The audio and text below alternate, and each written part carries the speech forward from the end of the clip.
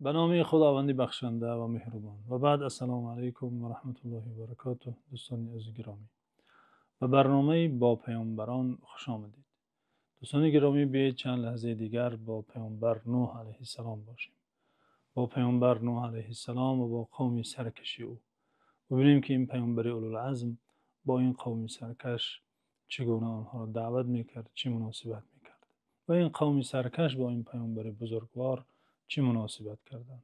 قبل از همه دوستان عزیز باید دانیم که در هر جامعه سران و اشراف یافت می شوند که از جاه و منصب و ثروت برخوردارند و با دعوت الهی، با دعوت پیامبران، با دعوت اصلاح خواهان مبارزه میبرند، عداوت میورزند. این سنت الهی در راه دعوت، در راه اصلاح است. پس از وجود دشمنان دین، دشمنان دعوت، دشمنان اصلاح خواهان نباید تعجب کرد. قوم نوح علیه السلام، آنگونه که در برنامه قبلی شنیده بودیم، بعد آنه که این پیامبر بزرگوار را تهمت زدند که تو در ضلالتی آشکار هستی، در گمراهی آشکار هستی، گفته با او اتهام زدند، تهمت نوی بافته او را اتهام نمودند. این عادت همیشگی مجرمان و دشمنان دین و دعوت است. دوستان عزیز، همین که یک تهمتشان به دعوتگر کار نآید، قابل قبول نگردد، در جیبشان تهمت نامه های تازه دیگری آماده دارند که با آن دعوتگر را تهمت دیگری میزنند. او تعالی تهمت نامه نوی قوم نوح را که نسبت این پیامبر بزرگوار اتهام زدند نقل کرده در سوره مؤمنون، فرموده وقال الملأ الذين كفروا من قومه ما هذا إلا بشر مثلكم يريد أن يتفضل عليكم ولو شاء الله لأنزل ملائكة ما سمعنا بهذا في آبائنا الأولين. ملأ گفتند، ملأ یعنی سران و اشراف قوم، سران و اشراف قوم نوح به مردم خطاب کرده گفتند ای مردم، نیست نوح مگر مثل شما انسانه، مثل شما بشره، و پیامبر نیست، مثل خودتان آدم است، نباید از او پیروی کنید.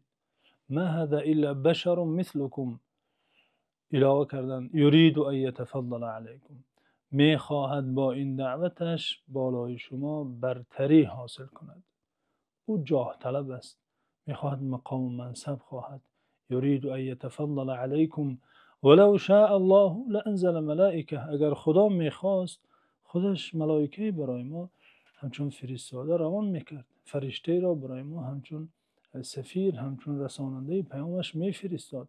حاجت نبود که نوح به پیامبری برگزیده شود. ما سمعنا بهذا فی آبائنا الاولین، آنچه نوح میگوید ای مردم قابل قبول نیست، زیرا گفته های او را ما از بابا و اجدادمان نشنیده بودیم. یعنی این اشراف و سران با هم مشورت کرده خواستن در صداقت نوح علیه السلام طعنه زنند، نسبت او شبهه ایجاد کنند. گفتن او جاه طلب است، منصب میخواهد. یرید ان یتفضل علیکم، ای مردم از پشت او نروید، دعوت او را نپذیرید که مقصد اساسی او کرسی و منصب است. این وعظ و پند او، این ادعای پیامبری او همه وسیله است. مقصد اساسی او این است که به جاه و منصبی بلند بالای شما برتری حاصل کند. دوستان عزیز، آنگونه که همگی آگاه هستیم، این نوع تهمت نامه برای من و شما در این زمان نیز آشناست. سکولرها و لیبرال ها اسلامیان را برای تلاش کردن و رسیدن به منصب اتهام میزنند. میگن مقصد از کار و کوشش آنها رسیدن به منصب است، رسیدن به کرسی است. گرچه مقصد دینداران از رسیدن به سیاست، از رسیدن به کرسی و منصب این اصلاح حال جامعه است و رفع و برتری ظلم و ستم از مردم است، ولی از بس که در رسیدن دینداران به کرسی ها و منصب ها زیان فسادکاران است، زیان ظالمان است، نمیخواهند که دینداران دولتدار باشند. نوح علیه السلام برای دعوت آنها آمده، برای اصلاح آنها آمده، برای دست آنها را گرفته به سعادت ابدی رسانیدن آمده، ولی او را اتهام میزنند که تو جاه طلب هستی. اصلا خود آنها جاه طلبند، زیرا سران و اشراف هستند، زیرا منافع آنها در این است که کرسی های آنها، مقام آنها حفظ شود. و اگر دعوت نوح علیه السلام گسترش یابد آنها زیان میبینند. چرا؟ چون که از بنده های دعوت نوح علیه السلام این است که مردم همه برابرند. مردم نباید یکدیگر را ظلم کنند. مردم نباید از یکدیگر سوء استفاده کنند. این بندها در آیین نامه دعوت نوح علیه السلام هست. پس برای اشراف و سران این گونه دعوت زیان دارد. پس می باید این دعوتگر را به هر راه سیاه کرد. گفتن ای مردم هوشیار باشید، شما را خوب نمی‌شناسید، مقصد او جاه و منصب است. یرید ان یتفضل علیکم. گویا که آنها برتری نمیخواهند، گویا که آنها بر قوم حالا برتری نکرده ایستادند. شما هوشیار باشید که نوح بر بالای شما میخواهد برتری حاصل کند، جاه و منصب میخواهد. چه بسا تهمت زشتی زدند، چه بسا تهمت ناجوان مردانه نسبت نوح علیه السلام روا دیدند که این عادتی البته دشمنان دین و دعوت است. تهمت های بی اساس، ناجوان مردانه، تهمت هایی که به جانب دیگر به تهمت شده اصلا نمی چسبد. نوح علیه السلام که پیامبر الهی است و تواضع و فروتنی از دستورهای اساسی خداوند بر هر پیامبر و بر هر بنده راستین است، چگونه میتواند که مقصد او جاه طلبی و مقام طلبی و برتری خواهی علیه مردم باشد؟ شبهه دیگر این قوم، این سران، این اشراف نسبت نوح علیه السلام چنین بود که به مردم گفتند ما هذا الا بشر مثلکم. او مثل شما بشر است. ولی آیا میان بشر بودن و پیامبر بودن آیا تضادی هست؟ یعنی چرا نتواند که یک نفر هم بشر باشد و هم فرستاده خدا شود؟ این شبهه به اساس را در ذهن مردم ایجاد میکردند که گویا فرستاده خدا نباید از نوع بشر باشد، باید فرشته باشد. گویا آنها خیلی خداشناسند و میدانند که خدا چگونه سفیرها باید انتخاب کند. برعکس خداوند عزوجل از رحمت و لطفش کرم نموده از میان مردم فرستاده انتخاب میکند تا فهم رسالت آنها برای مردم آسان باشد، تا قبول دعوت آنها از جانب مردم آسانتر گردد. از نوع خود مردم، از نوع بشر برای بشر فرستاده انتخاب میکند. اما آنها مردم را میخواهند تشکیک اندازند. نسبت نوح علیه السلام میخواهند مردم در شبهه باشد که چگونه یک نفر، یک شخص، یک بشر امکان دارد پیامبر گردد، فرستاده خدا شود. گفتن ولو شاء الله لانزل ملائکه. اگر خدا میخواست حتما فرشته میفرستاد به سوی ما. حاجت نبود که نوح پیامبر شود، ما را بیاید اصلاح کند، ما را راه رسم نشان دهد. خداوند میتونست فرشته فرستد. گویا که از خدا و از کار خدا و از تدبیر خدا خیلی آگاهند. میدانند که خدا اگر خواهد جامعه را اصلاح کند چگونه کس میفرستد و از کدام نوع سفیر و فرستاده انتخاب میکند. شبهه دیگری آن سران و اشراف چنین بود که گفتند ما سمعنا بهذا فی آبائنا الاولین. ای مردم، آنچه که نوح میگوید نباید قابل قبول باشد. چرا؟ زیرا بابا و اجدادمان این چیزها را نمیگفتند. ما از اجداد و نیاگانمان این چیزها را نمیشنیدیم. عجب منطقی. یعنی هر آنچه که بابا و اجداد نگفته باشد آیا دلیل بر بطلان است؟ میباید قابل قبول نباشد؟ این منطق خود منطق غلط است. این نوع تفکر، این نوع اندیشه امروز در جامعه های ما نیز دیده می شود. دوستان عزیز، تفکر مانند به تفکر قوم نوح که اجداد و بابا نکرده بود، نگفته بود، پس دلیل بر این است که نامقبول باشد. باره در مسئله هرچی زودتر دفن نمودن میت در فیسبوک بحث و گفتگوی صورت گرفته بود. روزنامه‌نگاری معروفی که تازه از جنازه برگشته بود با این کار اعتراض میگفت حالا ملاهای نوی سلفی برآمدن که همین که جان مرده برای در حال او را میگرانند. بنده چند دلیل از احادیث صحیح و از گفته فقیهان دین برای ایشان پیشکش نمودم و گفتم این عادت یا گفته ملاهای سلفی نه بلکه این دستور پیامبر صلی الله علیه و سلم و تعلیمات فقهای مذهب حنفی، مذهبی که کشور پیروی این مذهب است، تعلیمات این مذهب است که میت هرچه زودتر باید دفن کرده شود و این امر مستحب است، شرعا خوب است، ستوده است، اجر و ثواب دارد.